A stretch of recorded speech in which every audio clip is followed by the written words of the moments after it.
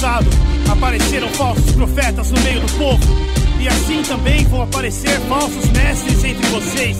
Eles ensinarão doutrinas destruidoras e falsas e rejeitarão o mestre que os salvou. E isso fará que caia sobre eles uma rápida destruição. Mesmo assim, muita gente vai imitar a vida imoral deles. E por causa desses falsos mestres, muitas pessoas vão falar mal do caminho da verdade. Em sua ambição pelo dinheiro, esses falsos mestres vão explorar vocês, contando histórias inventadas.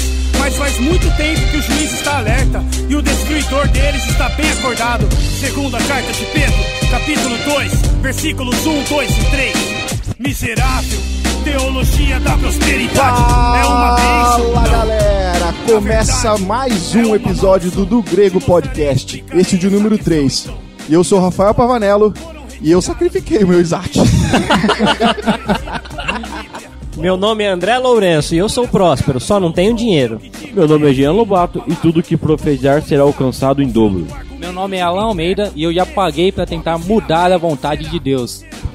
Bom, pessoal, como vocês viram aí, hoje o assunto é a famosa teologia da prosperidade. Esse é um assunto bastante chato de falar, às vezes, porque a gente precisa falar algumas verdades. É verdade. Não tem jeito. A gente vai ter que abrir o jogo aqui, segundo a luz da Bíblia, obviamente. Mas a gente precisa esclarecer que tem muitas pessoas hoje aí usando da Bíblia pra poder... no literal, né? Tem gente usando da Bíblia pra poder ficar rico, essa é a verdade. Essa raça multidão, se existem tantos falsos pastores, é porque existem muitos falsos seguidores e Jesus caiu por terra.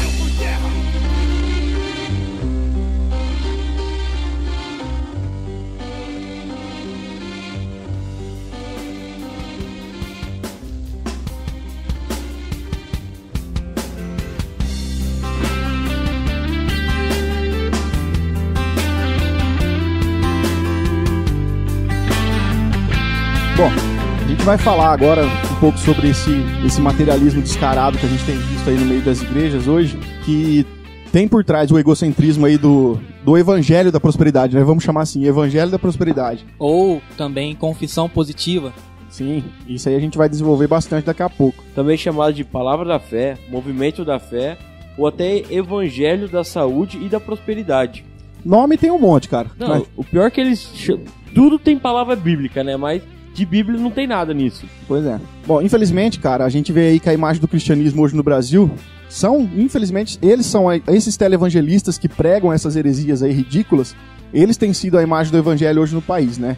E claro, isso não tá só preso aos pastores famosos na TV. A gente sabe aí que tem muitos pastores que não estão em evidência na mídia, mas que eles também seguem o mesmo ensino desses caras. E aí, cara, esses ensinos, eles se tornaram parte aí do dia a dia de muitos crentes. Você pode conversar com muitas pessoas e você vai ver que esses clichês como eu profetizo, eu determino, eu reivindico, eu tomo posse, eu exijo meus direitos, eu resgato, e até o absurdo lá, né? Eu ordeno a minha bênção.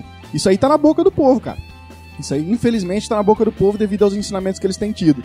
Se a gente reparar, o eu é o eixo dessa teologia. Tudo é um egocentrismo muito grande, sabe? E o que a gente mais vê hoje em dia também é conhecido como, o Jean falou aí, confissão positiva, palavra da fé. E a gente quer aqui, à luz da Bíblia, esclarecer que essas coisas tá longe de ser bíblico. Como é que a gente pode definir o que é a teologia da prosperidade hoje? Eu entendo que a teologia da prosperidade é um método usado por alguns líderes religiosos para propagar uma falsa doutrina sobre a vontade de Deus. Em resumo de tudo, a gente pode... Em resumo, em última análise... bem em última análise mesmo, a gente pode entender... Guardando as devidas proporções... Deixa eu falar. A gente pode entender que é aquela pessoa tentando encontrar uma forma de mover a vontade de Deus através de dinheiro ou através de uma confissão, um pensamento muito forte positivamente. Cara, pra mim é a crença de que Deus vai te recompensar caso você tenha fé suficiente, tá ligado? Vai te recompensar com prosperidade material, com saúde física, vai te dar cura, riquezas, tudo em troca do seu dinheiro. Então é vantajoso, então. Não é vantajoso porque não é bíblico. E a gente vai analisar à luz do Velho Testamento, do Novo Testamento, e a gente vai ver que as pessoas têm um equívoco com relação a isso daí. Nesse momento o Senhor mexesse no coração deles para todos entregarem uma semente. Seus filhos que acreditarem na oração deste profeta neste momento e tiverem coragem de pegar dinheiro, cheque, cartão de crédito, os que tiverem coragem de pegar suas joias E eu convido esta igreja que está aqui me ouvindo agora, Senhor, a ofertar. Porque esta oferta vai abrir a porta do milagre sobre a vida deles.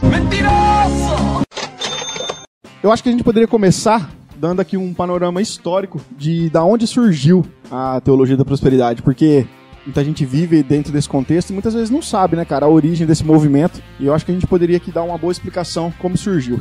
Vamos lá. Bom, quem nunca ouviu aquela frase famosa, né? Eu confesso, eu possuo. É famoso, Isso aí cara. é o segredo, hein? Não, isso daí é a chave. É a chave pra conquistar tudo aquilo que você quer conquistar na sua vida. Pois é. Esse slogan aí, cara, ele foi popularizado pelos pregadores da teologia da prosperidade, só que ele foi inventado por um tal de Ezek William Kenyon, que foi um educador e pastor batista que viveu de 1867 até 1948. Embora ele tenha sido criado por uma família metodista, posteriormente ele se tornou um batista, né? E em 1892, ele participou de uma universidade que chama Universidade Emerson de Oratória, na cidade de Boston, nos Estados Unidos, onde ele se especializou na formação de palestrantes para os cultos de ciência e metafísica. É um lance que se chamava de um novo pensamento metafísico, que é o que a gente conhece hoje como pensamento positivo, né? E esse novo pensamento, cara, ele teve origem numa geração anterior a de Ezek Kenyon, por meio de ensinamentos de um cara que chama Phineas Kimby. Ele era um filósofo da Nova Inglaterra, ele era um hipnotizador e curandeiro, e ele ensinou que as realidades físicas, elas poderiam ser manipuladas e controladas através dos meios mentais e espirituais. Só pra gente ter uma ideia do que era assim, ó. Em toda parte existia uma força superior ou uma inteligência divina, e que os seres humanos, eles também possuíam uma natureza divina. E aonde através do poder da mente você poderia alterar aquela realidade física, e aí se você conseguisse pensar corretamente, você poderia se libertar da doença e da pobreza. Olha as tretas que esse cara ensinava.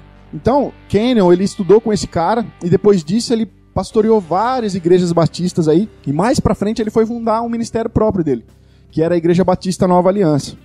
E assim, através desse estudo aí que o Kenyon teve em Boston, os ensinamentos desse cara na igreja, cara, ele tinha um sério grau de anormalidade. Porque assim, ó, lógico, não é pra menos, já que ele misturava os elementos fundamentais da filosofia, do novo pensamento que ele aprendeu, com a teologia. Ele fazia essa mistura dos dois. E aí ele afirmava que as pessoas poderiam mudar suas condições físicas simplesmente fazendo uma confissão positiva de fé.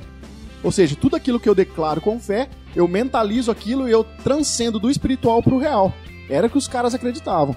Só que todo esse estudo, tudo isso, quem popularizou mesmo esse trabalho de Kenyon foi o famoso Kenneth Hagin, que ele é conhecido como o pai do movimento da Palavra da Fé nos Estados Unidos. Esse é famoso mesmo. É bem famoso. Morreu, né? Já tá morto, morreu em 2003, mas ele ficou muito famoso por esse movimento aí. E o pessoal chama ele de pai. Papai Hagin. Papai Hagin, exatamente. Mas o pai da fé não era Abraão? Não, Abraão não sabia os Paranauê, então, que esse cara sabia. Abraão não sabia o que era fé, agora esse cara sabia. Dos pais. Esse é o pai dos pais. Cara, e Kenneth Hagin, ele até plagiou muitos escritos do Kenyon, cara. Inclusive deu até um rolo, porque ele tem muitos livros dele, ipsis literis aquilo que Kenyon disse, ele chegou a copiar mesmo. E aí depois disso, depois de Kenneth Hagin vieram outros, né, cara? Desde de Kenneth Copeland, que tem um ministério que leva o seu nome, chama Ministério Kenneth Copeland, até o grande conhecido aí dos brasileiros, né, que é o Benny Hinn.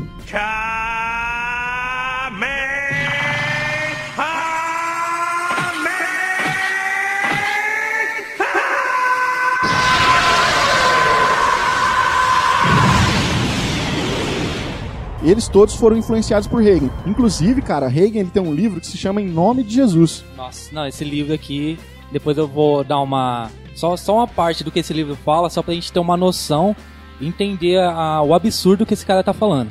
E nesse livro dele aí, cara, foi que ele difundiu bastante essa ideia do eu confesso, eu possuo. Ele desenvolve uma espécie, cara, de misticismo gospel, sabe? Onde tudo aquilo que eu quero, basta eu confessar em nome de Jesus. E aí isso aí acontece. Isso tudo ele se baseia em versículos como João 14, versículo 13 e 14, que diz: E eu farei o que vocês pedirem em meu nome, para que o Pai seja glorificado no Filho. O que vocês pedirem em meu nome, eu farei. Eu já até expliquei isso aqui no primeiro podcast sobre fé. A gente fala um pouquinho sobre esse versículo, mas é o seguinte, a gente precisa aprender, cara, que a Bíblia ela não pode ser interpretada com versículos isolados. Na verdade, eles retiram somente o versículo 14 para poder embasar essa teologia deles, né? Então a gente tem que entender que Deus ele tá ligado com a sua própria vontade. E se a gente for analisar, a soberania de Deus ela está exposta em toda a Bíblia. O contexto aí desse pai dará tudo que for pedido para que o pai seja glorificado no filho, se a gente for analisar, cara, que desejos mesquinhos nossos, materiais, iria glorificar o pai? Totalmente nenhum. Então, muitos brasileiros aí também conhecem eu falei do Benny Hinn, né? Mas tem muita gente que leu bastante livro dele. Ele tem um dos best-sellers mais lidos no país nosso aqui, que é o Bom Dia Espírito Santo. Tem outro também. Esse eu já li, já.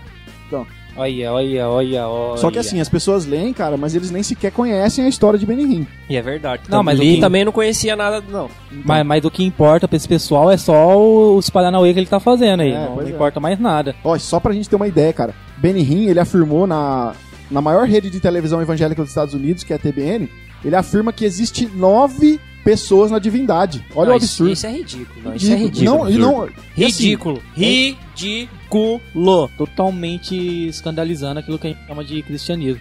Rafa, dando mais algumas ideias aqui sobre o Kennedy, ele fundou o Seminário Radiofônico da Fé, a Escola Bíblica com Correspondência Rema, o Centro de Treinamento Bíblico Rema e a revista Palavra da Fé.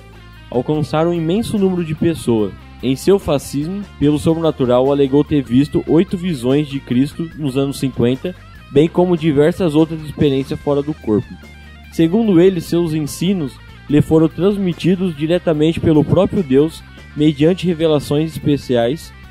Todavia, ficou comprovado posteriormente que ele se inspirou grandemente em Cannon, ao ponto de copiar quase palavra por palavra. E no pior, ele alega ainda por cima ter ido 3 vezes visitar o inferno e o céu. Nossa. Não. Só isso depois é piada, disso é que piada, não é piada. Fala não, que é não piada. Infelizmente Tá no não é livro piada. deles. E só depois dessas 3 visitas no céu e no inferno, ele se converteu a Cristo. Eu fico pensando, né? Qual que é o objetivo desses caras em querer visitar o céu e o inferno? Esse arrebatamento, que todo mundo que fica... Não, porque eu preciso ser arrebatado, porque eu quero conhecer o céu, eu quero conhecer o inferno. Cara, qual que... Deus vai ser glorificado no que nisso daí? Fala pra mim. É uma experiência pessoal que essa pessoa quer ter, tipo assim, única, só pra ela. Pra ela provar, tipo assim, como não faz nem sentido, porque como que ela vai provar que ela esteve nesse lugar? É engraçado, assim, né? Porque esse egocentrismo, esse negócio de querer a minha experiência, é engraçado como todo mundo que tem esse tipo de pensamento tá envolvido com essa teologia da prosperidade, porque ele só pensa no eu, né? Só quer pra mim, é só eu, só. Por que ninguém fala, ó, eu quero visitar o pior lugar do Brasil e tentar pregar o evangelho lá? Mas não, que é essa espiritualidade toda, esse misticismo todo. Pra quê? Não faz sentido isso daí. Fazer o bem pro próximo, se dispor para o próximo, ninguém quer. É que na verdade o pessoal acha que eles nem acreditam em Deus, né? Por isso que eles precisam ir pro céu e pro inferno pra ver se tem Deus lá mesmo, se tem o capeta lá, pra eles poderem acreditar. Porque não tem sentido. Você tem razão, isso daí. Não tem sentido a pessoa querer ir pro céu antes de morrer. Então o quê? Pra descer e falar, ó, tem um Deus lá mesmo? Ah, vá. Tem a Bíblia pra quê então?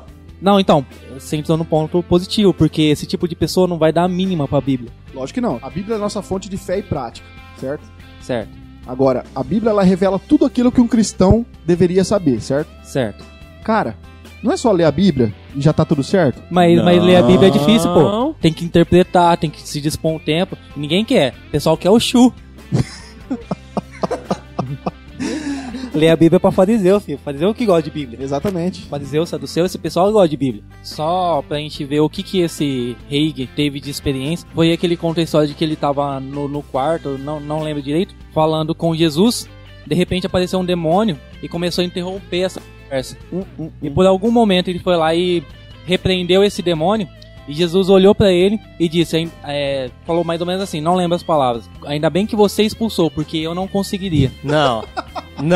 Olha o que esse cara falou. Não é verdade. Não Cara, pode ser verdade. O que a gente quer deixar claro pra vocês, ouvintes, é que a gente tá falando que tudo isso que a gente conhece hoje como teologia da prosperidade surgiram desses caras. Sim, principalmente desse. Que Jesus foi esse aí que ele falou que não conseguiu expulsar o demônio? É o Jesus que ele tá declarando que é o Jesus dele ali. Deve ser o Genésio lá, né? O falsificado do Paraguai. Deve Às ser vezes era esse aí. o neto do Henrique Cristo. O tataravô do Henrique Cristo. E outra experiência que ele narra também em seu livro é sobre uma vez que ele tava em seu quarto e apareceu o duende. Um duende fazendo brincadeirinhas. Gnomos frente. Gnomos por todas as partes, na relva, na selva crescente.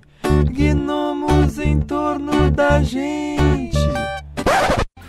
Tipo assim, o que O isso... ajudante do Papai Noel tava lá? O que ele tava fazendo?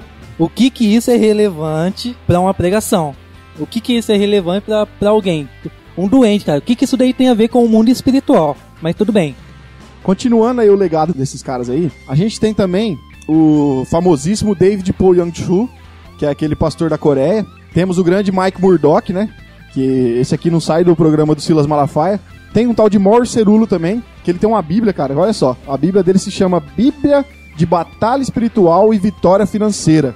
E só pra gente deixar bem claro, todas as pessoas que o Rafael tá citando, a gente tá citando, são pessoas que estão dentro do meio do neopentecostalismo da teologia da prosperidade. São pessoas que estão distorcendo verdades bíblicas para tentar construir alguma coisa que não existe através de dinheiro, através de alguma coisa. É isso aí, Alan. Ficar claro que a gente tá falando aqui, a gente ia falar desse termo mais pra frente, mas a gente tá encaixando esses pastores no neopentecostalismo. É essa onda desse novo movimento que surgiu ali de 1900 pra cá. Reagan, né? De 1800 e pouquinho com o Ezekiel Kenyon, como já falamos. Aí de 1900 pra cá que surgiu o neopentecostalismo, onde tudo isso aqui tá agregado no neopentecostalismo. E aí, esses líderes aqui, todos eles foram estudados pelos grandes pregadores da teologia da prosperidade aqui no Brasil. Se a gente for ver no Brasil, essa mensagem de prosperidade, ela é muito bem divulgada aí pelos televangelistas brasileiros, né? Como o Edir Macedo, o R.R. Soares, Cristiano Neto, os pastores lá da Igreja Renascer, que é a Bispa Sônia e o Bispo Hernandes, o René Terra Nova, Valnice Milhomes, que é fundador aí do Ministério Palavra da Fé. Inclusive o Jean vai falar pra gente daqui a pouco sobre uns movimentos que ela fundou, da qual ela também foi estudar com adeptos do Kenneth Hagin. Tem também o Valdomiro Santiago, né? O Silas Malafaia, que, cara, o Silas Malafaia, até alguns anos atrás, cara, ele era um cara que pregava contra a teologia da prosperidade. Teologia da prosperidade. Isso nos Estados Unidos é lindo. Vem falar de teologia da prosperidade na favela da Rocinha, no Rio de Janeiro. Teologia da prosperidade na América, 10. A pujança econômica, o maior país capitalista do mundo, pô, está adequado. Agora vem falar de teologia da prosperidade no Zâmbia, na Angola, Guiné-Abissal. É porque ele arrancou o bigode. Não, aquele bigode era Silas Malafaia do Sansão. Aí tirou o bigode, perdeu a teologia. Só que hoje ele é um grande defensor aí da teologia da prosperidade. Inclusive eu falei do Mike Murdock lá em cima, né? Esse Mike Murdock não sai do programa dele, cara. Entendeu? Então... A Bíblia de 900 conto aí. Vai. Você não citou o saco de pano, né?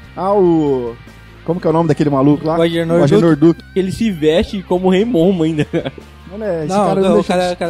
Isso aí não nem compensa. Compensa nem perder tempo com ele. Um outro também aí que a gente conhece que é bem famoso é o Marco Feliciano, né? A palavra Emmanuel não significa apenas Deus conosco. Ela é uma palavra tríplice. São 3 palavras juntinhas uma na outra. Na semântica da palavra, ao trazerem ela para a língua portuguesa, ela perdeu um pouquinho da sua essência. A palavra Emmanuel não significa apenas Deus conosco. São 3 palavras. Emmanuel. Emmanuel. Daí a junção Emmanuel. A palavra in é dentro. A palavra men é homem, corpo, barro. A palavra el é Deus. Se você traduzir ao pé da letra, é Deus dentro do barro. Legal. Bem louco. Que ele também, cara, já foi aí respeitado como um grande pregador da palavra de Deus. Só que ele aderiu esse movimento junto com outros pastores, cara, aí que a gente tem ouvido aí dele. Inclusive tem um vídeo dele, cara, na internet, que só de ver dá vontade de quebrar o notebook no meio, cara. Tá citando Malacói? Não, Malacói não, rapaz. Malacói não. Mas é isso aí. Todos esses caras, infelizmente, eles caíram aí no encanto da teologia da prosperidade. Nesse momento o Senhor mexesse no coração deles para todos entregarem uma semente. Seus filhos que acreditarem na oração deste profeta neste momento e tiverem coragem de pegar dinheiro, cheque, cartão de crédito, os que tiverem coragem de pegar suas joias. E eu convido esta igreja que está aqui me ouvindo agora, Senhor, a ofertar. Porque esta oferta vai abrir a porta do milagre sobre a vida deles.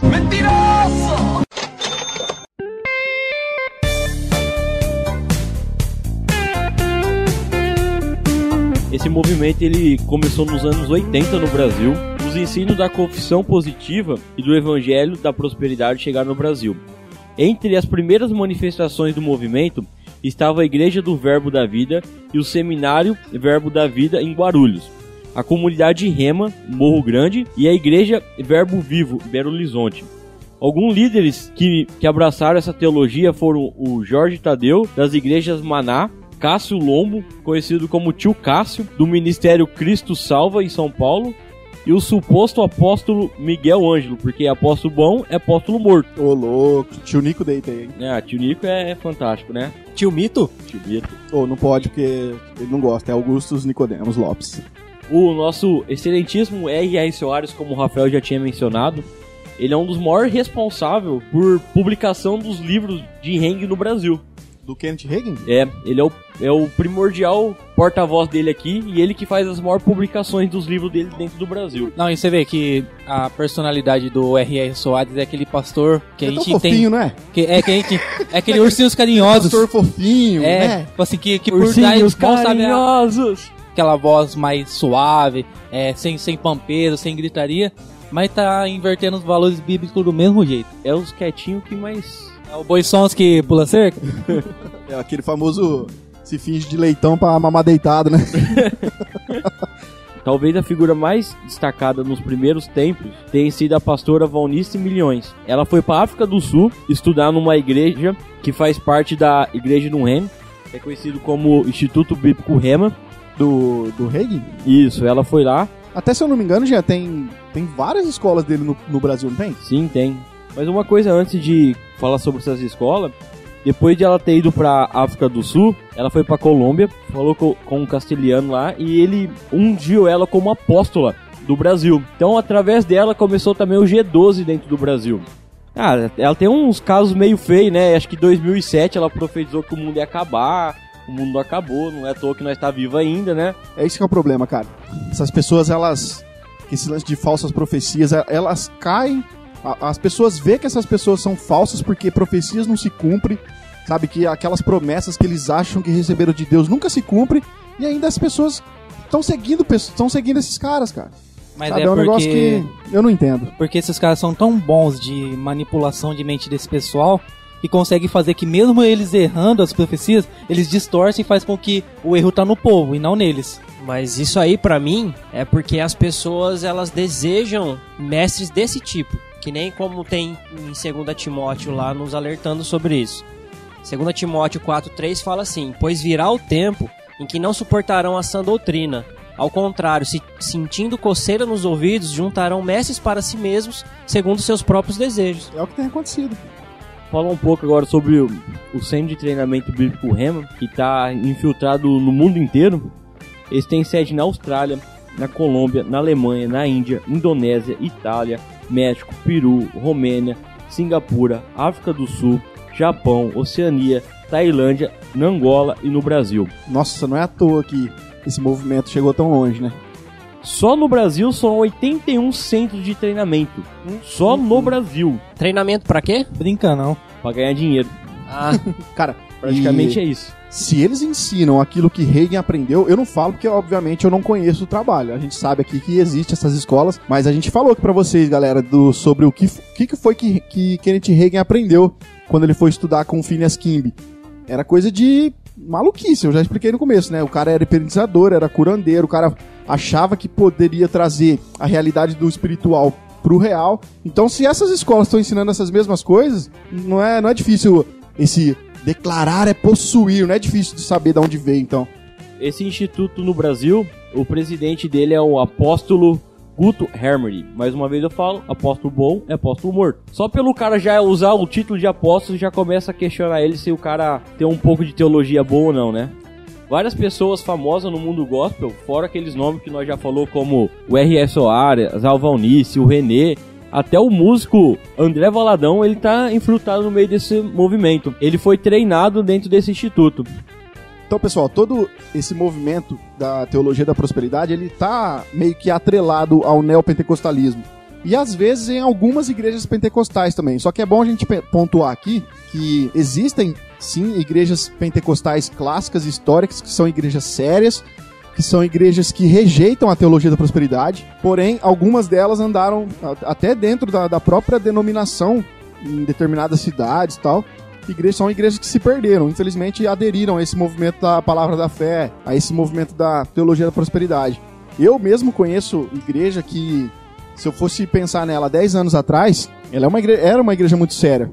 Só que eu estive num evento dessa igreja recentemente e eu vi como a igreja tem aderido a esse movimento, vendendo tijolinho, vendendo cajado para fazer campanhas, vendendo a Arca da Aliança em miniatura, sabe? É uns negócios que realmente são igrejas seríssimas, mas que infelizmente algumas delas se perderam no meio desse movimento. Então, tem que pontuar aqui isso, que a gente não pode jogar tudo nas costas da igreja pentecostal, porque esse movimento, ele está mais atrelado ao neopentecostalismo, que são essas igrejas que não são igrejas históricas, são essas maioria dessas igrejas que têm donos, né?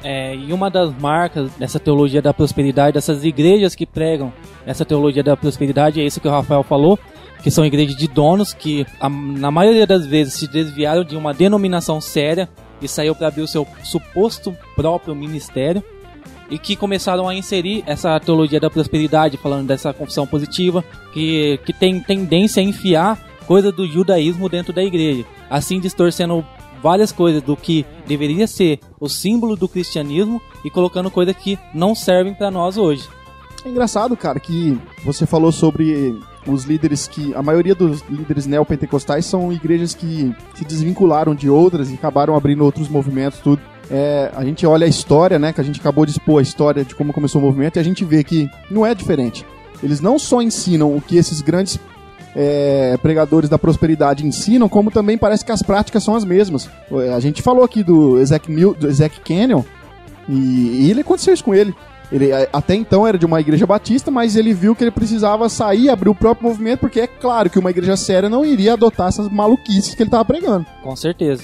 E no caso dele, ele certamente que esse cara, quando ele saiu, ele achou que o que ele estava fazendo estava certo. Uhum. E dessa igreja, quantas igrejas mais não saíram fazendo essas mesmas coisas? O Jean acabou de explanar aqui pra gente. Existem só no Brasil mais de 89 escolas que ensinam as baboseiras que esse cara prega. Então, por aí a gente pode tirar um número muito grande, né?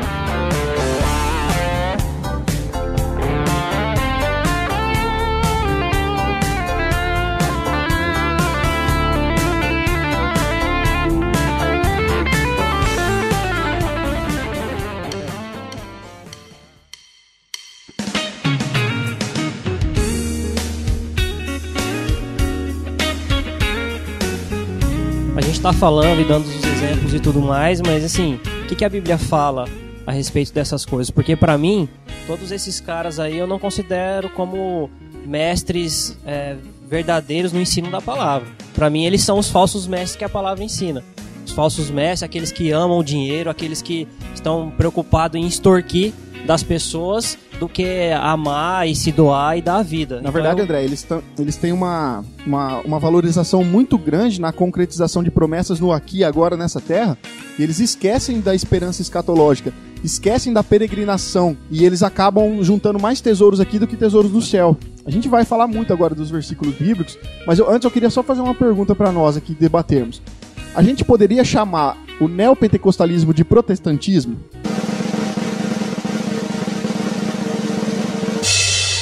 Não, pra mim não. Com certeza não, também não concordo. Também não concordo com isso. Eu não concordo porque pra mim os líderes das igrejas neopentecostais, elas têm interesse, um interesse muito próprio individualista.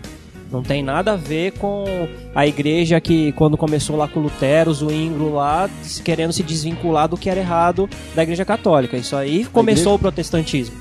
Querendo voltar para o que a Bíblia ensinava e dar acesso para as pessoas do que a Bíblia ensinava e fazer o que a Bíblia ensinava. Os pré-reformadores, reformadores e pós-reformadores, eles pregavam sobre... Eles defendiam a Escritura, defendiam a Cristo, a graça, a fé. Onde que você vê um pastor da teologia da prosperidade pregando isso? Justamente. Jamais. E sem querer ou não, eles tinham uma comunhão entre eles. Mesmo sendo João Calvino e Lutero morando em países diferentes, eles trocavam carta para saber o que um pensava e o que o outro pensava. Esses pastores de igrejas neopentecostais, eles simplesmente nem têm comunhão com as igrejas local da própria cidade, muitas vezes. Porque eles têm medo das pessoas saírem das igrejas para outra, porque eles querem aprender o rebanho entre si só para eles. Não, é muito diferente. Não existe nenhum relacionamento entre o neopentecostalismo com o protestantismo. Eles só pregam questão de sucesso na igreja, sabe? Se você não tem sucesso, se você não tem um bom carro, se você não tem uma boa casa, se você não tem um bom emprego, numa excelente empresa, alguma coisa tá errada com você, irmão. Crente bom é o crente bem-sucedido. Se você não se encaixa nessa categoria, alguma coisa tá errada. É isso que eles pregam. Não tem nada a ver com as escrituras, cara. Pra mim, eu volto a dizer, esses caras são os falsos mestres que a Bíblia condena. E eu queria ler agora o que fala em 2 Pedro 2, de 1 a 3. No passado surgiram falsos profetas no meio do povo, como também surgirão entre vocês falsos mestres. Estes introduzirão secretamente heresias destruidoras, chegando a negar o soberano que os resgatou, trazendo sobre si mesmos repentina destruição. Muitos seguirão os caminhos vergonhosos desses homens, e por causa deles será difamado o caminho da verdade. Em sua cobiça, tais mestres os explorarão com histórias que inventaram. Há muito tempo, a sua condenação paira sobre eles e a sua destruição não tarda. Pra mim, a Bíblia tá falando desses caras aí. Nesse momento, o Senhor mexesse no coração deles para todos entregarem uma semente. Seus filhos que acreditarem na oração deste profeta neste momento e tiverem coragem de pegar dinheiro, cheque, cartão de crédito, os que tiverem coragem de pegar suas joias. E eu convido esta igreja que está aqui me ouvindo agora, Senhor, a ofertar. Porque esta oferta vai abrir a porta do milagre sobre a vida deles. Mentiroso! Bom, agora a gente começando a trazer as ideias à luz da Bíblia, eu queria trazer aqui pra gente porque, assim, a maioria dos textos que são utilizados para divulgar a teologia da prosperidade, os grandes pregadores, eles gostam muito de usar o Antigo Testamento, né? Porém, a gente precisa aprender que, em primeiro lugar, a gente já falou aqui, a Bíblia, ela interpreta a própria Bíblia. A gente não pode catar um versículo, isolar ela e fazer doutrina disso. Isso é regra básica de hermenêutica, né? A gente não pode fazer isso. Segundo, nós que somos cristãos, a gente tem que entender que nós estamos inseridos no contexto da nova aliança. Não que o Velho Testamento ele tenha que ser esquecido por nós, obviamente, né? Só que o Velho Testamento ele precisa ser estudado e examinado à luz do Novo. A gente não pode separar isso. Ou seja, por exemplo, quando a gente pega passagens do Antigo Testamento relacionados a sacrifícios, por exemplo, essas passagens, elas de maneira simbólica, elas apontam para o sacrifício de Jesus na cruz. A gente já falou bastante disso no último episódio nosso sobre graça. Então a gente precisa entender que as passagens do Velho Testamento, elas precisam ser estudadas à luz do Novo Testamento. Ou seja, o Novo Testamento tem que respaldar o que está sendo ensinado no Velho para a gente poder aceitar e confirmar que é o que devemos fazer e praticar. Exatamente. E receber. Até porque o que a gente entende de Velho Testamento é Deus com um povo específico, fazendo com que a sua luz, a sua glória, o seu poder fosse manifestado através daquele povo. Então ele tinha que ter essa retribuição com o povo para que aquilo que o povo fizesse de acordo com a vontade dele fosse visto por outros povos. Para que o nome dele fosse engrandecido. Certamente. Então esses pregadores da teologia da prosperidade, cara, eles amam o Antigo Testamento, porque no Velho Testamento um sinal de bênção de Deus com o povo de Israel era a bênção material, ou seja, tipo assim, na aliança mesmo, Deus prometia, entre outras coisas, abençoar a nação, abençoar os seus indivíduos, e ele prometia fazer isso com o quê? Com colheitas abundantes, com a ausência de pragas, com chuvas no tempo certo, com saúde, com vitória contra os inimigos. Então todas essas coisas, elas eram vistas como alguns dos sinais e evidências do favor de Deus para aquele povo. Só que elas eram condicionadas à obediência, elas só viriam no caso que se Israel andasse, por exemplo, nos seus mandamentos, se Israel andasse nos preceitos, nas leis, nos estatutos que Deus tinha estabelecido, aquelas bênçãos viriam. No caso contrário, viria a maldição. E um detalhe interessante da maldição é que é muito mais maldição quando eles pecavam, desobedeciam, do que as bênçãos. E a ideia desses pastores na teologia da prosperidade forçar na questão do Antigo Testamento por esse lado material é que isso daí gera na pregação dele uma pregação boa de se ouvir. Porque, tipo assim, se tem retribuição por aquilo que eu faço, tipo assim, então quem tá ouvindo isso daí vai querer fazer, vai querer servir esse Deus. Mas o que a gente tem que entender é que no Antigo Testamento era um tipo de tratamento que Deus tinha com o povo, e agora a partir do Novo, Deus trata o povo, que somos nós, a igreja que se avançou muito além de Israel, de uma nova forma, de um novo jeito. É necessário entender que Deus, ele se revela de forma progressiva na história. Sim. A gente vê aí, Deus falava de uma certa forma com Moisés, depois ele falava de uma certa forma com os profetas, daí veio Jesus Cristo. Então a gente precisa entender que a revelação ela é progressiva. Então daqui a pouco eu vou explicar aqui como que a gente vai entender prosperidade à luz do Novo Testamento, em cima dessa progressividade da revelação. Deus, ele é um Deus imutável, mas que se revela progressivamente de acordo com a história e com o tempo. Exatamente. Com certeza. E aí eu falei aí desses mandamentos, né, dos preceitos, das leis que Deus tinha estabelecido para o povo, e junto disso estava incluído também o sacrifício de animais e oferta de vários tipos. Então, a fidelidade exclusiva a Deus, como o único Deus verdadeiro. Outra coisa também, uma vida moral, de acordo com os padrões que foi revelado. A prática do amor ao próximo, tudo isso, caso eles falhassem em cumprir isso iria acarretar na suspensão das bênçãos na vida deles. Com tudo isso, a inclusão na aliança que Deus fez com o povo, o favor de Deus, a concessão das bênçãos, eles nunca foram vistos como mérito, como de forma meritória, mas como um favor gracioso de Deus que soberanamente havia escolhido Israel como seu povo. Não era uma troca, você está querendo dizer. Não era uma troca, era o favor de Deus na vida daquele povo. Só que agora, no cristianismo, mesmo a gente entendendo como uma extensão dessa aliança de Deus que ele fez com Abraão, a gente tem que começar a enxergar essa prosperidade com um ponto de vista diferente agora com relação a Deus.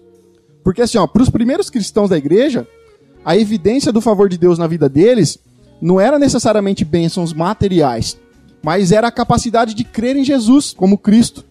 Era também a mudança do coração e a mudança de vida. Era a certeza de que haviam sido perdoados os seus pecados.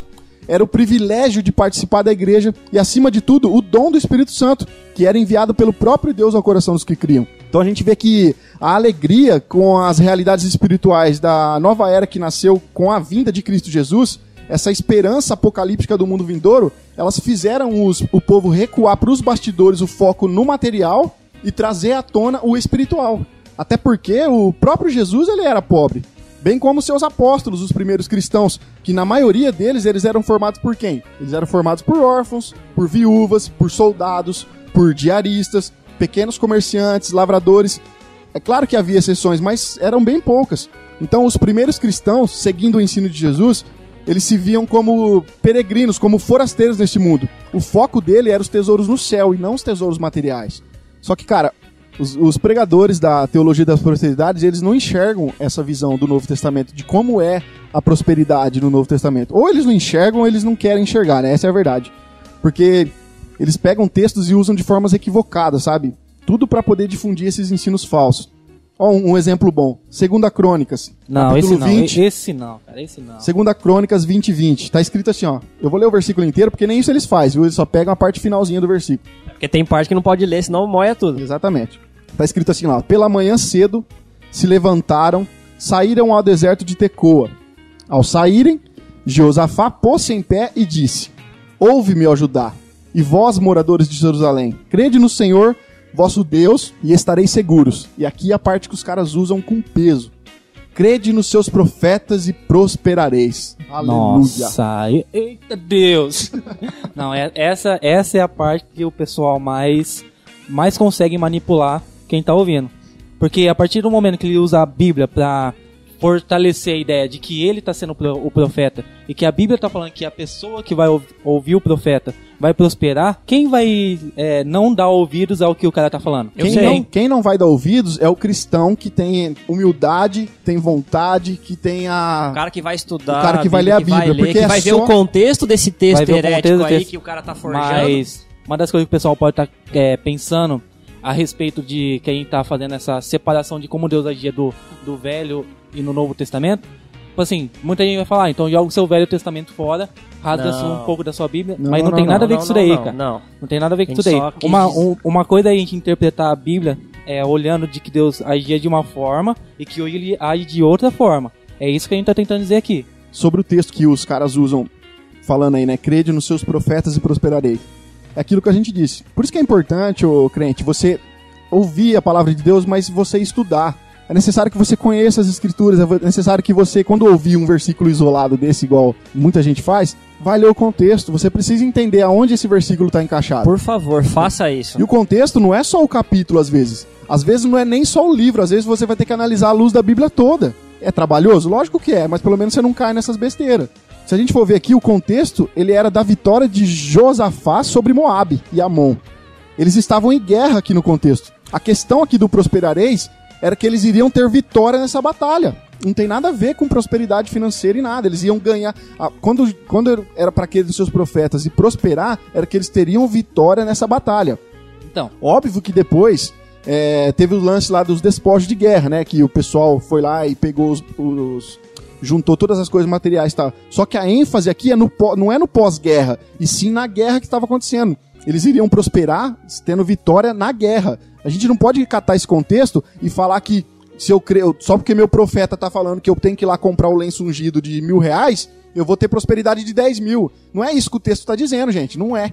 Outro versículo usado também pelos pastores para falar sobre o dinheiro é em Salmos 25, 12 a 13. Quem é homem que teme o Senhor, ele o instruirá no caminho que deve seguir. Viverá em prosperidade e seus descendentes herdarão a terra. Se você for pegar o contexto da película que está falando esses dois versículos, simplesmente estão falando sobre o perdão dos pecados que Deus mostra o caminho. Não exatamente sobre a prosperidade de dinheiro. Ele fala sobre o amor, que ele é fiel, e é que aqueles que cumprem a sua aliança. Não está falando de dinheiro, ele está falando aqueles que cumprem a sua aliança, que eu te perdoo porque eu tenho amor e sou fiel, aí eles vão ter a prosperidade perto da terra. Mas essa terra não é aqui, não é onde nós mora. Cara, é no céu, é a vida eterna. E ainda falando sobre esses textos que usam no Velho Testamento, um pastor, ele era esses missionários, né, que viajam o Brasil inteiro aí fazendo essas campanhas. E assim, ele foi pregar no texto do sacrifício de Isaac, aonde ele expunha para a igreja o seguinte, que Abraão, ele deu tudo que ele tinha, ele deu o melhor dele, que era o filho Isaac, sabe? Então, quando ele expôs a mensagem, expôs daquele jeito, né? Quando ele pregou a mensagem do texto ali do sacrifício de Isaac, ele falou, irmão, agora é o seguinte, assim como Abraão fez, vocês também vêm fazer. Traga a sua oferta, traga o seu carro, traga tudo aquilo que você tem, porque você tem que dar o seu melhor. É aquilo que você tem que dar, é o seu melhor, é o que mais dói pra você, é isso que Deus quer. O Isaac, e Abraão deu Isaac mesmo, finalizou, deu o finish. Pois é, né? Isso aí ninguém fala, porque Isaac não foi sacrificado, cara. Mas esse pessoal aí, ele sabe que a maioria dessas igrejas onde eles vão pregar, ele sabe que o pessoal não entende nada de Bíblia. Tem esse porém. Tem a certeza disso. Então ele vai lá, pega esse texto, isola esse texto pra tentar fundamentar a ideia que ele tá tentando passar. Olha, se ele quisesse usar esse texto, mesmo que não tem cabimento ele usar esse texto pra falar sobre essa questão de oferta, mas mesmo que ele usasse, qual que seria o papel do pastor? Irmão, você veio aqui com a chave do seu carro, mas tudo bem, você já provou a sua fé, tá aqui seu carro de volta. Mas aí, a luz do texto seria isso, não seria? A luz do texto seria isso. Mas é isso que eles fazem. Nesse caso, ele não é ganhar a bênção, o pastor, né? Não, então, cara. Então, peraí, partindo dessa ideia que a gente acabou de fazer uma desconstrução desse pessoal que usa essa ferramenta que é a Bíblia para extorquir dinheiro, a gente pode falar que esse cara fez na inocência? Não, de forma alguma. De forma alguma. Não.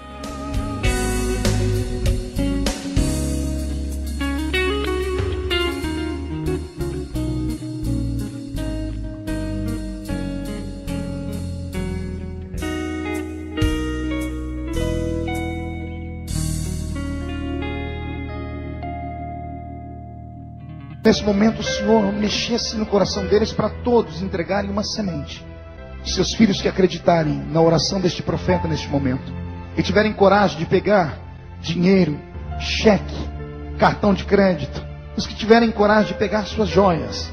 E eu convido esta igreja que está aqui me ouvindo agora, Senhor, a ofertar, porque esta oferta vai abrir a porta do milagre sobre a vida deles. Mentiroso!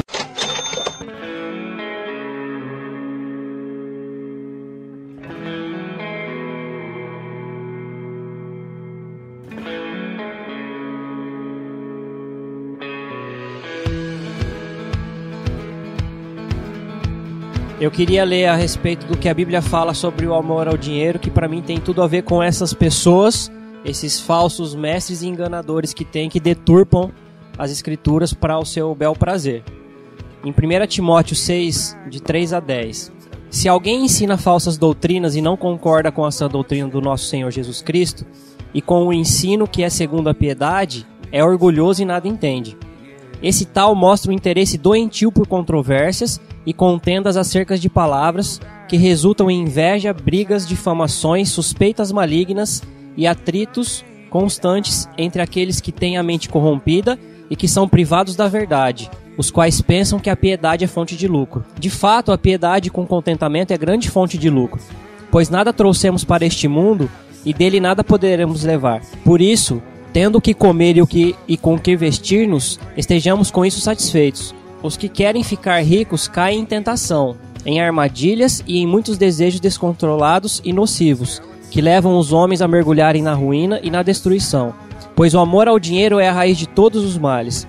Algumas pessoas, por cobiçarem o dinheiro, desviam-se da fé e se atormentaram com muitos sofrimentos. Nossa, isso daí é terrível. Você, porém, homem de Deus, fuja de tudo isso e busque a justiça, a piedade, a fé, o amor, a perseverança e a mansidão. Olha aí o desafio, né?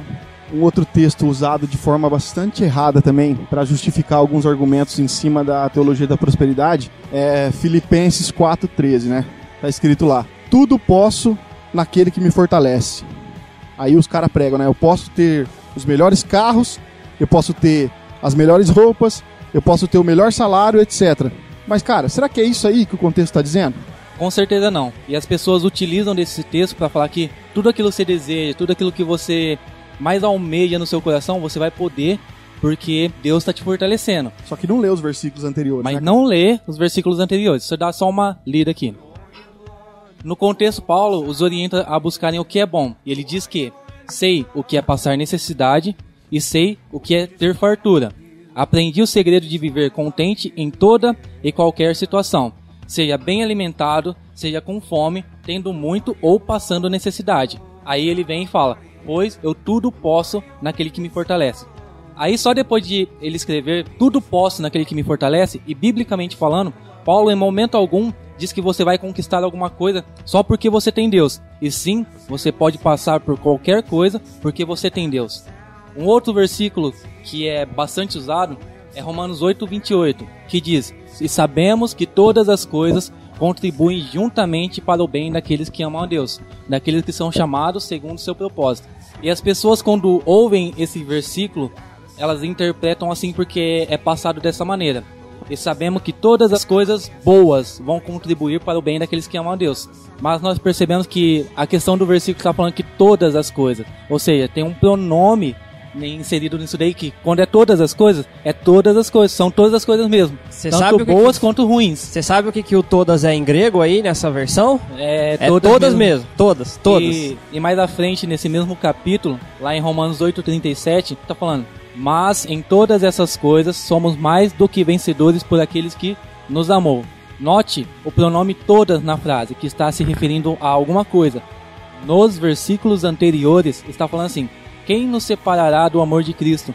A tribulação, ou a angústia, ou a perseguição, ou a fome, ou a nudez, ou o perigo, ou a espada? Como está escrito: por amor de ti, somos entregues à morte todos os dias, somos sepultados como ovelhas para o matadouro. E aí vem o versículo: mas em todas essas coisas, somos mais que vencedores por aquele que nos amou. Ou seja, você não é mais do que vencedor porque comprou um carro, trocou de casa ou quer ter esses benefícios.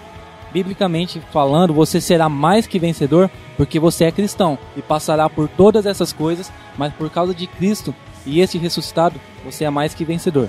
Cara, não é possível que esse pessoal que isola esses versículos, não só esse que a gente falou aqui, mas até outros que, se a gente for falar todos aqui, a gente vai gastar um tempo nisso. Mas por que esses caras fazem isso, cara? A única coisa que me vem à mente é porque isso só vai trazer benefício pra eles. Você já viu algum pastor que prega a teologia da prosperidade pobre? Ainda não. Desconheço. Ou ele pode começar pobre, mas consequentemente ele vai ficar rico. Não, mas cara, sabe porque ele não pode? Sabe porque ele afirma que ele tem que ser bem de vida, ele tem que ter uma mansão, Nossa, ele tem que ter o melhor carro, porque ele crê naquilo que ele prega. Não, e pior, outra, é que ele não deu Isaac ainda. Não, pior. Ele é filho de Deus. Deus é o seu pai, o dono do ouro e da prata, ele tem que ter tudo. Eu já vi gente falando assim: não, porque se você tiver um carro bom, uma casa boa, você tiver um bom emprego, exalar prosperidade, as pessoas vão ver essas bênçãos na sua vida e vão falar assim: eu quero esse Deus. Eu já cansei de ouvir isso daí, E que essa pessoa tá passando? Tá falando que não vai ser pela pregação do evangelho, não vai ser pelo arrependimento, pela condenação do pecado. Vai ser simplesmente por uma ostentação material. Com base nisso aí, então, ninguém ia querer o Deus de Jesus, né? Não, ninguém ia querer. Não, porque o Deus de Jesus ele é muito complicado, ele é difícil de entender. E não é às vezes, cara, não é só distorcendo versículos bíblicos, não. Às vezes vem umas ideias... Eu vou falar assim, os caras são espertos, viu, velho? Os caras são os espertos porque vem umas ideias geniais na mente deles. E é engraçado como o povo adora essas coisas e acaba aderindo também, né? Por exemplo, o René Terra Nova, por exemplo. Há um tempo atrás, ele desenvolveu um projeto lá que chamava um Projeto Salomão. O que era esse projeto? A pessoa ela iria receber a unção da nobreza, ele falava. Só que para receber essa unção da nobreza, a pessoa tinha que ofertar uma oferta no valor de R$10.000. Aí o que acontecia? Uma dessas pessoas que ofertaram os R$10.000, elas iriam ser sorteadas e algumas pessoas dessas daí iriam ganhar uma viagem. Iriam ganhar alguns prêmios, algumas coisas assim, sabe? Só que o mais louco disso tudo, cara, é que as pessoas iriam ter o nome delas escrito numa placa de ouro e iriam receber orações 24 horas por dia. E ainda mais, ó. Alguns dessas pessoas iriam concorrer a uma vestimenta de nobreza pra participar de um jantar com o René Newworth, cara. Aí eu te falo, Cristo, cadê cristianismo nisso aqui? Onde tá o cristianismo? Onde é que tá? Eu não consigo enxergar, cara. Uma outra coisa também, um ensino completamente equivocado aí do René Terra Nova, inclusive eu até discuti isso com um seguidor dele, uma vez, que é a questão de que ele fala assim que entregar as primícias é um ato de fé e de coragem. Só que ele tá usando pra defender essa ideia dele o texto de Romanos 11:16, onde ele fala lá que tá escrito que assim como são as primícias, são toda a sua totalidade. Aí ele fala que se você entregar as suas primícias, tudo aquilo que você fizer será bem sucedido. Mas, meu Deus do céu, Romanos 11 está falando sobre o futuro de Israel. E em momento algum lá fala sobre dinheiro. Não existe linha teológica que justifique isso daí falando de dinheiro. Não existe, é o tal texto fora de contexto aqui.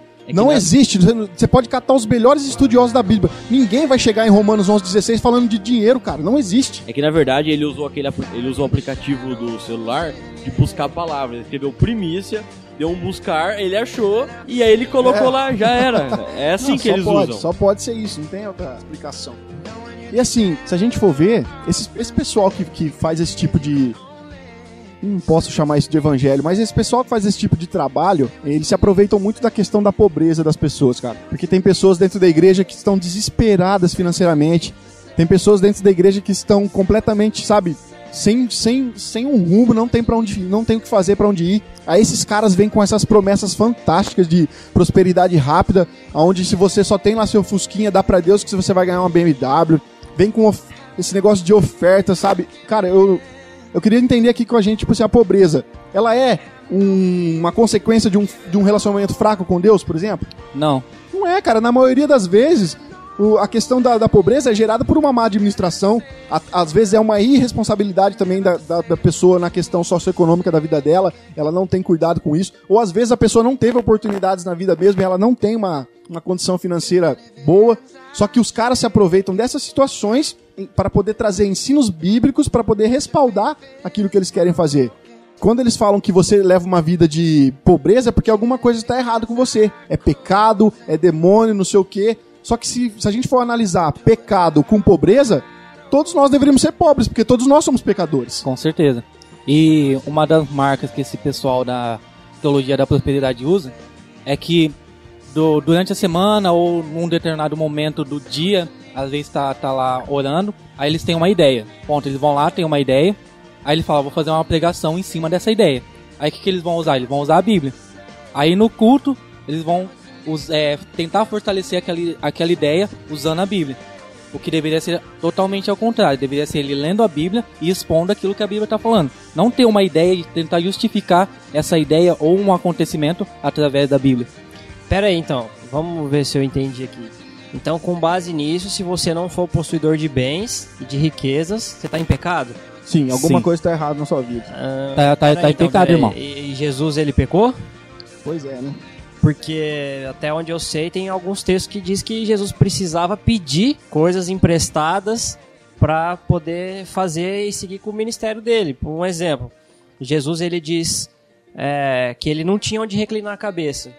Na passagem de Mateus 8:20, Jesus respondeu: as raposas têm suas tocas e as aves dos céus têm seus ninhos, mas o Filho do Homem não tem onde repousar a cabeça. Aí ele vai e precisa pedir uma jumenta emprestada. Opa, a jumentinha não era a Ferrari da época? Não, não era.